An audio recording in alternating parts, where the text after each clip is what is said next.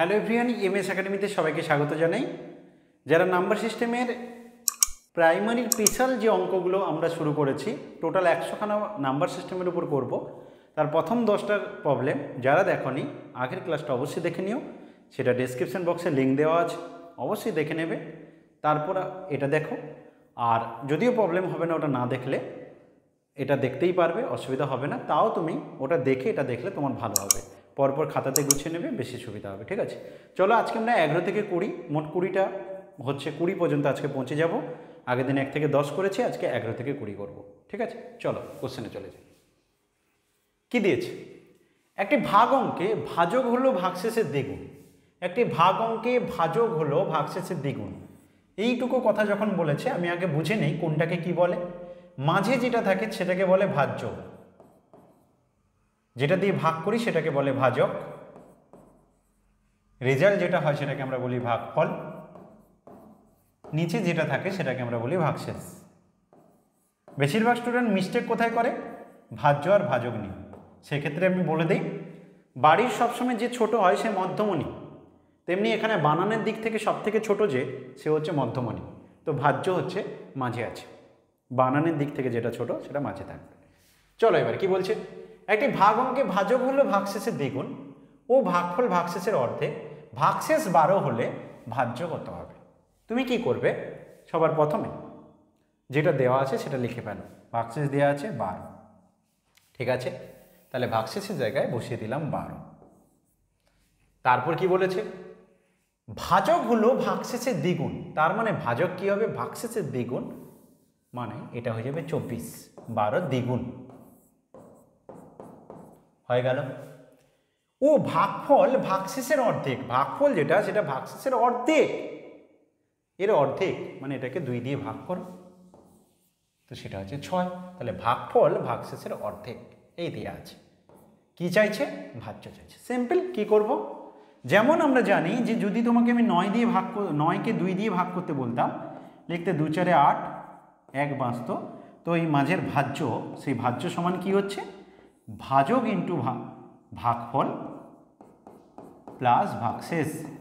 ভাজ্য সমান ভাজক ইন্টু ভাগফল প্লাস ভাগশেষ। তাহলে এখানে এটা কত হবে? এটা ইন্টু এটা প্লাস 12, তাহলে 24 ইন্টু 6 প্লাস 12 কত হচ্ছে? 6 4 24, 20 6 120, 4 6 24, মানে হচ্ছে 144, তার সাথে 12 যোগ, আনসার হবে 156। 24 আর 6 গুণ করছি, 20 6 120, 4 6 24, 144, তার সাথে 12 যোগ, তো আনসার হচ্ছে 156। ভাজ্য কত হবে? ভাজ্য হবে 156।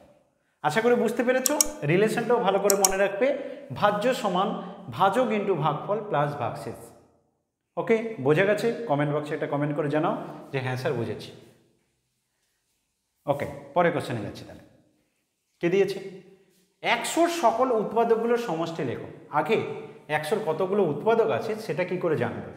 দেখে সিম্পলি স্টুডেন্ট যেটা করে, 100কে কী কী দিয়ে ভাগ যায় সেটা চেষ্টা করে, এরকমভাবে কাউন্ট করার চেষ্টা করে। এটা যদি একটু বড় সংখ্যা দিয়ে দেয় না, তখন কিন্তু স্টুডেন্ট ফেঁসে যাবে। এখানে যেমন ছোট সংখ্যা বলে প্রবলেম নেই, আমি গুণ করে করে বলে দিতে পারি কি কি হচ্ছে, কিন্তু এটা একটু বড় সংখ্যা হয়ে গেলে প্রবলেম হয়ে যেত। ঠিক আছে, তো মোট উৎপাদক হচ্ছে 9টা, 100-র মোট উৎপাদক সংখ্যা হচ্ছে 9টা, এবং এদের যোগফলটা কত হবে সেটা জানতে চেয়েছে। কিন্তু এটা যদি একটু বড় দিত, এই যে 9টা আমি এত ইজিলি বলতে পারতাম না। তার জন্য আমি একটা শর্টকাট টেকনিক শেখাচ্ছি, ভালো করে মন দিয়ে শোনো। তুমি কি করবে? প্রথমে 100কে যেমন ছোটোবেলাতে ভাঙতে সেমনি ভাঙার চেষ্টা করবে। 2 50, 2 25, 5 5 দিয়ে লিখে নিলে 100 সমান কটা 2 আছে? 2টো, 2 স্কোয়ার। 5 কটা আছে? 2টো, 5 স্কোয়ারে। এইটা সবার প্রথম করে নেবে, যত ছোটো ভাঙা যায় ভেঙে নাও। মানে সোজা কথা, এইগুলো যেন মৌলিক সংখ্যা হয়। 2 5 মৌলিক সংখ্যা, মানে 1-এর থেকে বড় 1 এবং ওই সংখ্যা ছাড়া আর অন্য কোনো দিয়ে ভাগ যাবে না। 2 5 মৌলিক সংখ্যা, এই হয়ে গেছে। এবার যদি তোমাকে কোশ্চেন বলা হয় 100-র মোট কতগুলো উৎপাদক, তাহলে কি করবে? মোট সংখ্যা যদি বের করতে বলে তাহলে তুমি পাওয়ারের দিকে তাকাবে, পাওয়ারের দিকে। পাওয়ারে যা থাকবে 1 বাড়িয়ে দেবে। কত আছে পাওয়ারে? যা থাকবে 1 বাড়িয়ে দাও। 2 আছে, 3 করে নাও, মাঝে গুণ চিহ্ন, গুণ দেবে। পাওয়ারে এটা কত আছে? 2, 1 বাড়িয়ে দাও 3, মোট উৎপাদক সংখ্যা 9। দেখো মিলিয়ে নাও, 9টা হচ্ছে মোট উৎপাদক সংখ্যা, কিন্তু আমাকে এখানে মোট উৎপাদক সংখ্যা জানতে চাইনি, আমাকে জানতে চাইছি উৎপাদকগুলোর সমষ্টি। তখন কি করব, ভালো করে লক্ষ্য করো, মোট উৎপাদকগুলোর সমষ্টি চাইছে, তখন কি করব, এই যে করেছো এটা 2 পর্যন্ত গেছে, তো ক্যালকুলেশনটা শুরু হবে 0 থেকে, 2 to the power 0 plus 2 to the power 1 plus 2 square, 2 এর কাজ শেষ। এবার ইন্টু আছে, ইন্টু দেবে। 5-এর আবার শুরু করো 0 থেকে, 5 to the power 0, 5 to the power 1, 5 square. দেখো একটা নন জিরো নাম্বারের মাথায় 0 থাকলে তার মানে 1 হয়। না জানলে কমেন্ট বক্সে কমেন্ট করে জানাও, কেন হয় তার ডিটেলস একটা ভিডিওর মাধ্যমে দিয়ে দেবো। যদি না জানো কমেন্ট বক্সে কমেন্ট করে জানাও, তাহলে তার ডিটেলস ভিডিও আমি একটা দিয়ে দেবো।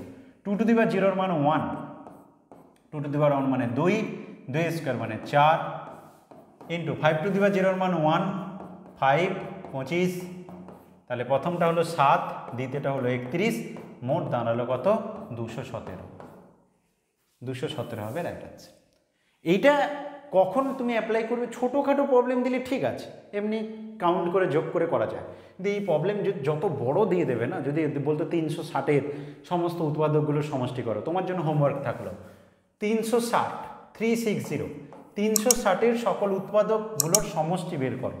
360-এর মোট কটা উৎপাদক করে কমেন্ট বক্সে জানাবে, এবং 360-এর উৎপাদকগুলোর সমষ্টি করে ভিডিওতে কমেন্ট বক্সে জানাবে, ঠিক আছে? এটা তোমার জন্য হোমওয়ার্ক থাকলো। চলো পরে কোশ্চেন।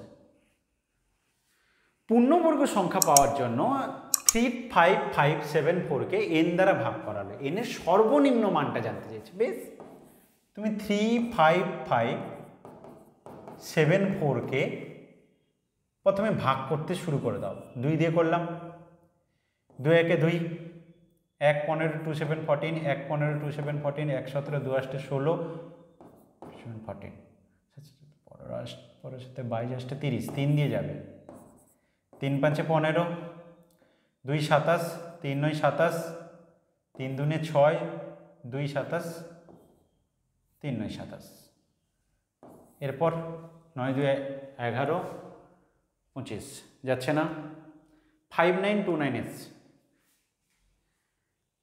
2 3, এইটুকু পেয়ে গেছো। এরপরে হচ্ছে 5929, কত দিয়ে যাবে, 5929। দেখো এমনিতে তুমি বুঝতে পারছো না 7 দিয়ে যাবে কিনা, দেখতে পারো 27 56, 3 32, 7 4 28, হ্যাঁ 7 দিয়ে একবার চেক করে দেখতে পাচ্ছি, 27 56, 3 32, 7 4 28, তো 7 4 28 মানে 4 49, 7 7 49, আবার 7 দিয়ে যাই, 7 একে 7, 7 2 14, 7 একে 7, 11 দিয়ে যাবে, 11 11। দেখো এটা জোড় বানাচ্ছে, দুটো 11 আছে, দুটো 7 আছে, কিন্তু এই 6-এর কোনো জোড়া নেই। পূর্ণবর্গ সংখ্যা মানে কি, জোড়ায় জোড়ায় থাকতে হবে। পূর্ণবর্গ সংখ্যা, একটা কাউকে পূর্ণবর্গ হতে গেলে সেটা জোড়ায় জোড়ায় থাকতে হয়। মানে দুটো 11 যেমন আছে, 11 × 11, দুটো 7 আছে, তেমনি দুটো 6 যদি থাকতো তাহলে এই সংখ্যাটাই পূর্ণবর্গ হয়ে যেত। কিন্তু যদি আমি এই 6 দিয়ে ভাগ করে দিই এই সংখ্যাটাকে, তখন আর এইটা থাকবে না, শুধু এইটুকু থাকবে। আমি যদি এই সংখ্যাটাকে 6 দিয়ে ভাগ করে দিই, তখন শুধু এইটুকু বাঁচতো, তারপরে তখন কিন্তু সংখ্যাটা পূর্ণবর্গ হতো। তাহলে সর্বনিম্ন কত দিয়ে ভাগ করবে, কোশ্চেনে বলছে পূর্ণবর্গ সংখ্যা পেতে হবে। পূর্ণবর্গ সংখ্যা পাওয়ার জন্য এতকে n দ্বারা ভাগ করা হলে n এর সর্বনিম্ন মান কত, তাহলে সর্বনিম্ন মান কত হবে 6। 6 দিয়ে যদি ভাগ করে দিই, তারপর সংখ্যাটা পূর্ণবর্গ হয়ে যাবে। দুটো 7 থাকবে, দুটো 11 থাকবে, কিন্তু তার আগে হবে না। আশা করি বুঝতে পেরেছো। তাহলে 6 দিয়ে ভাগ করে দিলে, আমি এটাকে প্রথমে সিম্পলি ভেঙে দিলাম, জোড়ায় জোড়ায় জোড়ায় জোড়ায় খুঁজবো, যে জোড়াটা মিসিং থাকবে, যে জোড়াটার মন, সেটা দিয়ে ভাগ করলে হয়ে যাবে। এটা যদি কোশ্চেনটা বলতো পূর্ণবর্গ সংখ্যা বানানোর জন্য এর সাথে কত গুণ করতে হবে, তখনও বলতাম 6। 6 যদি গুণ করতাম আর একটা, তাহলে 6-এর জোড়া চলে আসতো, তখনও পূর্ণবর্গ হয়ে যেত। চলো পরে কোশ্চেন। নিম্নে কিছু বিবৃতি দেওয়া আছে, কি সঠিক হবে, কোনটা সঠিক হবে সেটা বলতে চাইছে। আচ্ছা, প্রথমে কি বলছে, একটি সংখ্যাকে অপর একটি সংখ্যা দ্বারা গুণ করলে তার মান সর্বদা বৃদ্ধি পায়। দেখো বেসিক নলেজে আমাদের মনে হয় যে একটা সংখ্যার সাথে আরেকটা সংখ্যা গুণ করলে তো সত্যি বৃদ্ধি পায়, তার মানে এটা ঠিক, এটা মনে হয়, কিন্তু না। তোমাকে যখন একটা পরীক্ষায় কোশ্চেন দিয়েছে, সেখানে একটু বিশেষ করে প্রাইমারি পরীক্ষায় তোমাকে কিন্তু মাইন্ডে খাটাতে হবে যে নিশ্চয়ই এটা বলছে, মানে যেটা নর্মালি মনে হচ্ছে সেটা না হওয়ার চান্স বেশি। তাহলে এমন কিছু ভাবতে হবে যাতে না হয়। যেমন আমি যদি ভগ্নাংশ নিয়ে নিই, যেমন 1/2 সাথে 1/3 যদি গুণ করি, তখন কিন্তু রেজাল্ট কমে যাবে। তাই দুটো নাম্বার গুণ করলাম, রেজাল্ট বাড়বে না, কমে যাচ্ছে। 1/6 কিন্তু 1/2 বা 1/3 থেকে ছোটো। যার নিচে যত বেশি হয় ভ্যালু তত ছোট হয়, যার নিচে যত বেশি হয় ভ্যালু তত ছোট হয়। তো 1/2, 1/3, 1/6 ছোট হয়ে যাচ্ছে। তাহলে একটি সংখ্যাকে অপর একটি সংখ্যা দ্বারা গুণ করলে তার মান সর্বদা বৃদ্ধি পায়, কথাটা ভুল। তার মান সর্বদা হ্রাস পায়ও বলতে পারবো না, সর্বদা বৃদ্ধি পায়ও বলতে পারবো না। দুটো উদাহরণ দিলাম, কখনো বৃদ্ধি হচ্ছে, কখনো হ্রাস হচ্ছে। ওকে, অতএব এটা ভুল। একটি সংখ্যাকে অপর একটি অশূন্য সংখ্যা দ্বারা ভাগ করলে, মানে তোমাকে ধরো কথার কথা 20কে 2 দিয়ে ভাগ করতে বলছে, ভাগ করলে তার মান সর্বদা হ্রাস পায়। দেখো তোমার বেসিক্যালি কি মনে হচ্ছে, 20কে যদি 2 দিয়ে ভাগ করি 10 হয়ে যাচ্ছে, তো সত্যিই তো হ্রাস পাচ্ছে, এটা মনে হচ্ছে। আবার বললাম কি, যখন পরীক্ষায় দিয়েছে আমাকে একটু উল্টোভাবে ভাবতে হবে। 2 দিয়ে না ভাগ করে আমি যদি হাফ দিয়ে ভাগ করতাম, তখন কিন্তু এটা হয়ে যেত 40, মান বেড়ে যাচ্ছে। তাহলে সবসময় হ্রাস পায়, সর্বদা কথাটার জন্য হবে না। সর্বদা কথাটা না থাকলে ঠিক ছিল, সর্বদা কথাটা বললে হবে না, কারণ কিছু ক্ষেত্রে আবার বৃদ্ধি পেয়ে যাচ্ছে। তারপরে কোশ্চেন 3 নম্বর, 10 দ্বারা গুণিত, মানে 10-এর দ্বারা গুণিত আছে একটি সংখ্যার একক স্থানে সর্বদা একটা শূন্য থাকবে। বলছে যদি, যেমন ধরো কথার কথা 20 মানে কি 10 × 2, বলছে 10 দ্বারা গুণিত একটা সংখ্যার একক স্থানে সর্বদা একটা শূন্য থাকবে না। তুমি বলে কি করে স্যার?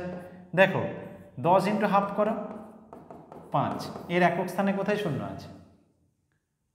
এর একক স্থানে কোথায় শূন্য আছে? 10 × হাফ করলে তো 5 হচ্ছে। তাহলে এটাও প্রবলেম, তো এটাও হবে না, মনে হচ্ছিল কিন্তু হবে। লাস্ট, গুণ হলো ভাগের বিপরীত প্রক্রিয়া। এটা ঠিক, গুণ হলো ভাগের বিপরীত প্রক্রিয়া। কেন?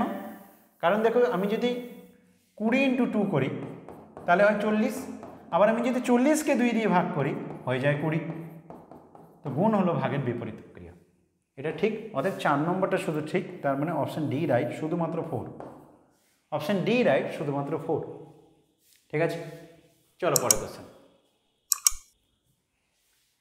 একটি সংখ্যাকে 893 দ্বারা ভাগ করলে ভাগশেষ হয় 198। সংখ্যাটিকে 46 দ্বারা ভাগ করলে ভাগশেষ কত হবে? এই অঙ্কে কি করবে?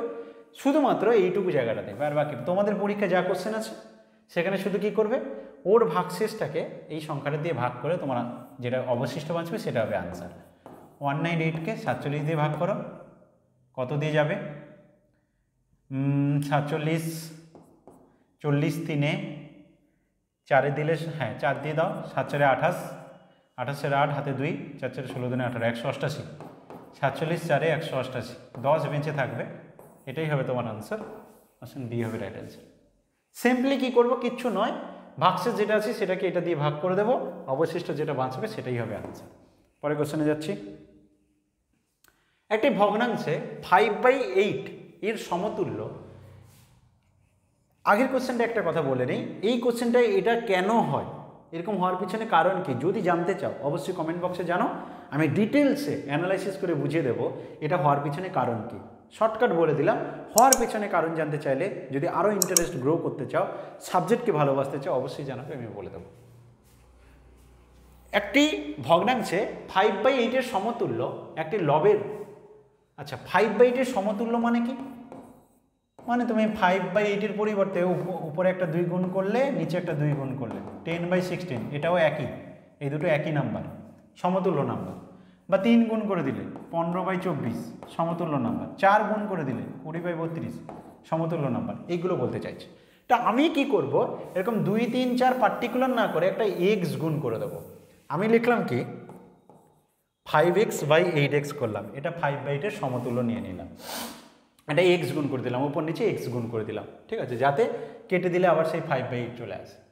এবার কি বলেছে, লবের দ্বিগুণ, উপরটাকে লব বলে নিচেটাকে হর বলে, তাহলে লবের দ্বিগুণ আর হরের সমষ্টি, লবের দ্বিগুণ করো 10x হয়ে গেল, এবং হরের সমষ্টি 8x যোগ করো, মোট বলেছে 414, 18x দেওয়া আছে 414, 18 দিয়ে কাটো, 18 2 36, 5 54, 18 3 54, তাহলে x এর মান কত হচ্ছে 23 হয়ে গেল। এক্স এর মান 23। এবার কি বলছে, হর ও লবের অন্তর্গত এদের মধ্যে পার্থক্য কত? দেখো 8x থেকে 5x বাদ দিলে 3x, 8x হচ্ছে হর, লব হচ্ছে 5x, এদের মধ্যে পার্থক্য 3x। তোমার এটা অন্তরটা জানতে চেয়েছে, 3x আনসার হবে, x এর মান জানো, তাহলে 3 × 23, অতএব আনসার কত হবে 69। অপশন বি হচ্ছে রাইট আনসার, অপশন বি হচ্ছে রাইট আনসার। আশা করি বুঝে গেছো।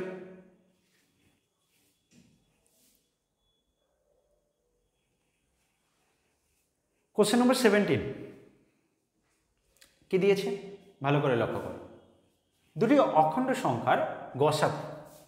অখণ্ড সংখ্যা মানে কি? 0 1 2 3 করে ডট ডট ডট করে। অখণ্ড মানে ওখানে ন্যাচারাল নাম্বারের সাথে জিরোটা ইনক্লুড হবে, এরকম ভাবে। দুটো অখণ্ড সংখ্যার গসাগু। একটা কথা মাথায় রাখবে, এখানে দুটো স্বাভাবিক সংখ্যা দিতে পারত, দুটো অখণ্ড দিয়েছে মানে বুঝবে এই জিরোটা মেন হাইলাইট হবে, জিরোকে নিয়ে ক্যালকুলেশন করার চেষ্টা করবে। যদি তোমাকে এরকম কোশ্চেন দেয়, অখণ্ড দিয়ে কোশ্চেন দেয়, গসাগু বের করতে বলে না, সবসময় চেষ্টা করবে জিরোকে নিয়ে করা, তাহলে তোমার যেটা চাইছে সেই জায়গায় পৌঁছে যাবে। যেমন আমি যদি তোমাকে বলি গসাগু বের করো 0 আর 5, জিসিডি অফ 0,5 কত হবে? যারা এইচসিএফ এলসিএমের ক্লাস দেখোনি, ডেফিনেটলি ক্লাসটা দেখে নাও, ডিটেলসে বোঝানো আছে। 0 আর 5-এর গসাগু হচ্ছে 5, ঠিক আছে? এটা অবশ্যই দেখে নিও, ডেসক্রিপশন বক্সে লিঙ্ক দেওয়া আছে, এছাড়া প্লে লিস্টে গিয়েও দেখে নিতে পারো। তো এটা জেনে নাও, তাহলে তোমার আর কোনো প্রবলেম হবে না। দুটো অখণ্ড সংখ্যার গসাগু, তাহলে বলছে দুটি সংখ্যার প্রত্যেকটি অখণ্ড সংখ্যা চেয়ে সর্বদা ছোট হবে। দুটি সংখ্যার প্রত্যেকটি অখণ্ড সংখ্যার চেয়ে সর্বদা ছোট হবে বলছে। দেখো তো হচ্ছে 0 আর 5-এর গসাগু 5 হয়, তো 0 থেকে তো 5 বড় হয়ে যাচ্ছে, ছোট কোথায় হচ্ছে? তাহলে কথাটা ভুল। দুটি সংখ্যার প্রত্যেকটি অখণ্ড সংখ্যার চেয়ে সর্বদা ছোট হবে, কথাটা ভুল। এটাই আছে, দুটি অখণ্ড সংখ্যার চেয়ে সর্বদা ছোট বা সমান হবে, এটাও ভুল। 0 থেকে কোথায় ছোট হচ্ছে? সমান নালে হচ্ছে, ছোট কোথায় হচ্ছে? এটাও ভুল। দুটি অখণ্ড সংখ্যার চেয়ে সর্বদা বড় হবে, সর্বদা বড় হবে বলছে। এক্ষেত্রে দেখো সমান কেস আছে, দুটো অখণ্ড সংখ্যা থেকে সর্বদা বড় বলছে, বড় কোথায়? সমান হচ্ছে তো, তাহলে এই কথাটাও ভুল।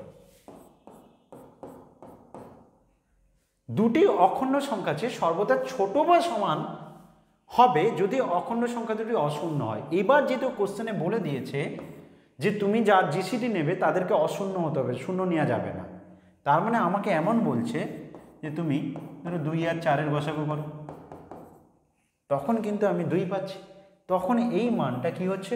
সর্বদা এদের থেকে হয় ছোট হচ্ছে নাহলে সমান হচ্ছে। দেখো 4-এর থেকে 2 ছোট, আবার এর সাথে সমান, হয় ছোট বা সমান, এটাই হচ্ছে রাইট আনসার।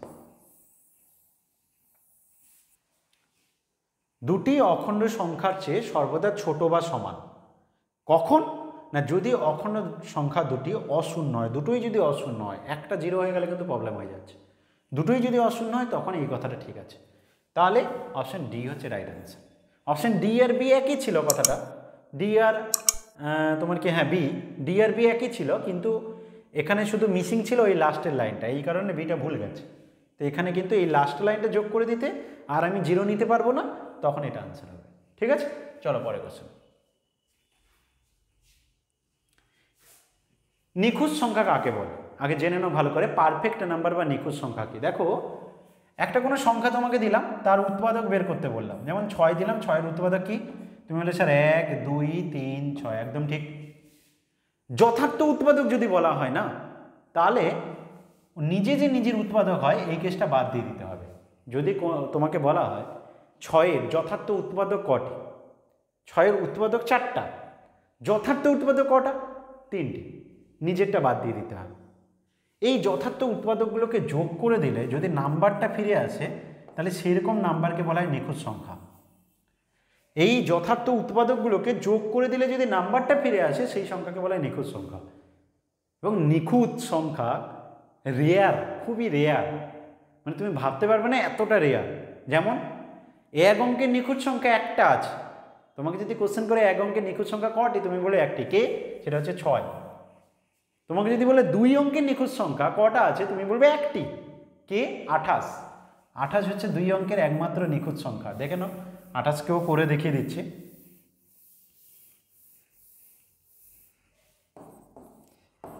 1 28, 2 14, 4 7, এই হচ্ছে।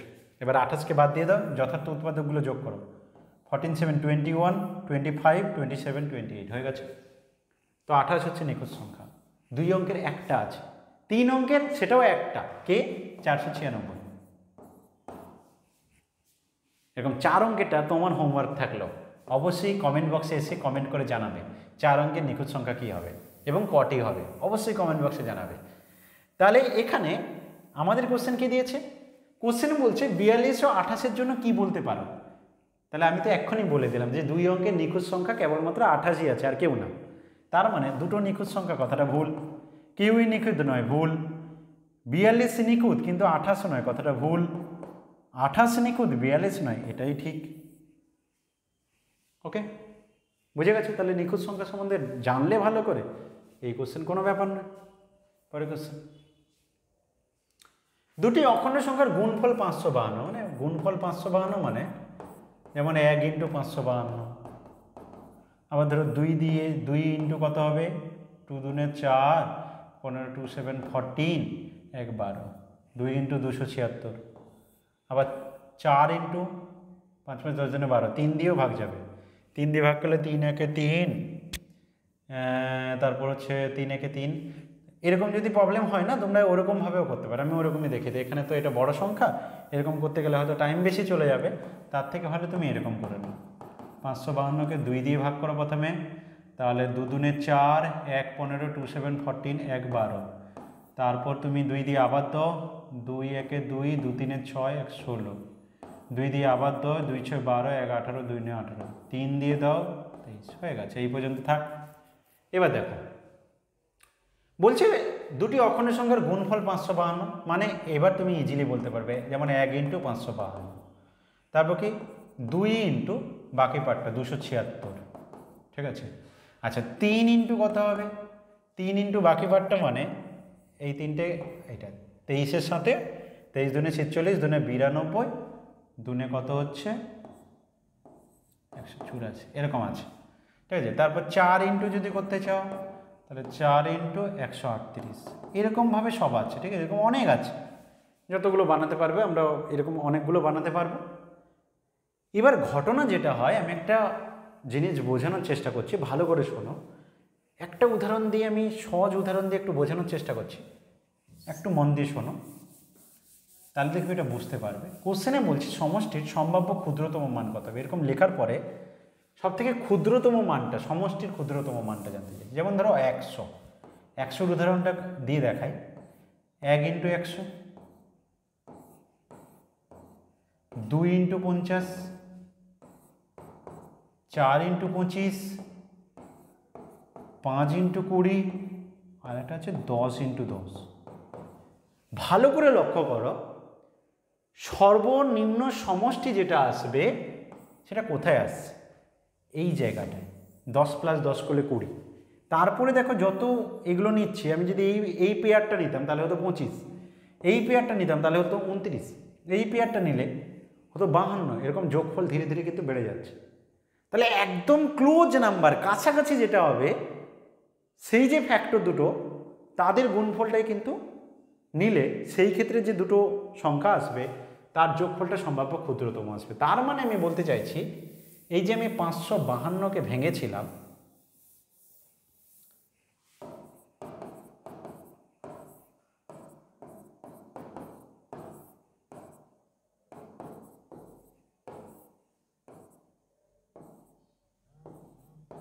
এই যে আমি 552কে ভেঙেছিলাম, 2 দুনে 4, দুনে 8, 3 24, 24 আর 23, এই দুটো খুব ক্লোজ নাম্বার, এদের গুণফল 552।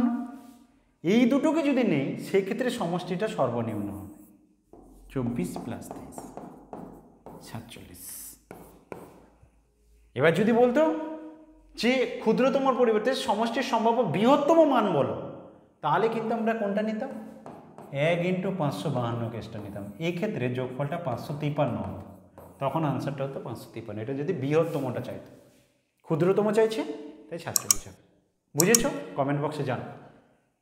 আজকের লাস্ট কোশ্চেন, এক্স ও ওয়াই হলো দুটি অখণ্ড সংখ্যা, এক্স ও ওয়াই হলো দুটো অখণ্ড সংখ্যা, মানে আবার সেই একই কথা, এক্স ওয়াই হচ্ছে 0 1 2 3 করে ডট ডট করে চলবে। এদের মধ্যে এক্স ওয়াই থেকে ছোট বলা আছে।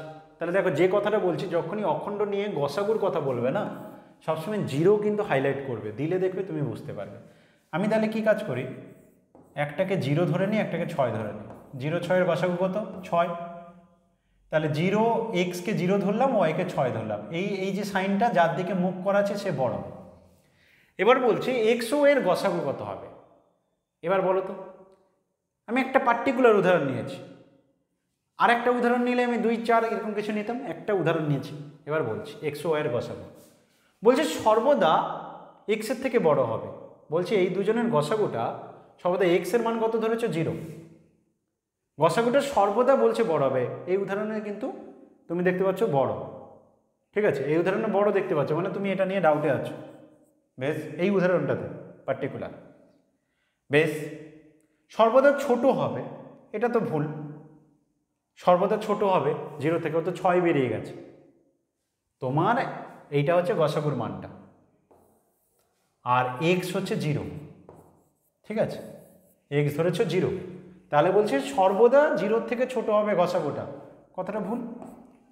সর্বদা, এই উদাহরণে বলছি সর্বদা 0 থেকে ছোট কিংবা সমান হবে, তাও হচ্ছে না। দেখো 6 হচ্ছে, ছোট হচ্ছে না, বা ওটা 0ও নয়, অতএব এটাও ভুল। তাহলে বেঁচে থাকলো এই দুটোর মধ্যে কোনটা হবে। আমি যদি আর একটা উদাহরণ নিই, জিসিডি অফ 2, 4, সেই ক্ষেত্রে দেখো রেজাল্ট হচ্ছে 2। এবার সর্বদা বলছে, কাকে আমি নিয়েছি? এক্স এর মান, এটা এক্স নিয়েছি, এক্স। সর্বদা 2 থেকে বড় বলছে, গসাগুটা সর্বদা 2 থেকে বড় হচ্ছে, সমান হয়ে যাচ্ছে, তো বড় করতে যাচ্ছে, তাহলে এই কথাটা ভুল। কখন হচ্ছে? কিছু বিশেষ ক্ষেত্রে। সেটা কোনটা? কিছু বিশেষ ক্ষেত্রে গসাগুটা এক্সের থেকে বড় হচ্ছে, সেটা কোনটা? এই উদাহরণটা। যদি আমি একটাকে 0 ধরে নেই, সেক্ষেত্রে গসাগুটা কিন্তু দেখতে পাচ্ছি বড় হচ্ছে। তাহলে কিছু বিশেষ ক্ষেত্রে গ্রেটার দেন এক্স হবে, এটাই হবে রাইট আনসার। শুধু এই জায়গাটা দুটো উদাহরণ তুললাম, দিলেই তুমি বুঝে যাবে। দুখানা উদাহরণ। এই অখণ্ড কথাটা বলা মানে 0কে নিয়ে একটা গসাগু করবে, আর একটা তুমি যে কোনো করবে, তাতে তুমি আনসার ডেফিনেটলি দিতে পারো। এরকম কোশ্চেন বারবার আসবে, বারবার আসবে এরকম টাইপের কোশ্চেন, একটু ভালো করে খেয়াল করতে হবে। ঠিক আছে, তো আজকে এই পর্যন্ত। ক্লাস কেমন লাগলো অবশ্যই কমেন্ট বক্সে জানাবে, এবং নেক্সট 10টা প্রবলেম পাওয়ার জন্য অবশ্যই কমেন্ট বক্সে জানাও যে স্যার এই ক্লাসগুলো খুব তাড়াতাড়ি দরকার, তাহলে খুব ফাস্ট দেব। আমার ক্লাস পুরো আমি রেডি করে রাখছি, একসাথে আমি প্রায় ক্লাস রেডি করে রাখছি। তুমি চাইলে আমি তাড়াতাড়ি আপলোড করব, কিন্তু তুমি যদি না চাও, তোমাদের যদি ইচ্ছে কম থাকে, তাহলে ধীরে ধীরে যাবে। ওকে, চলো নেক্সট আবার পরে ক্লাসে দেখা হবে।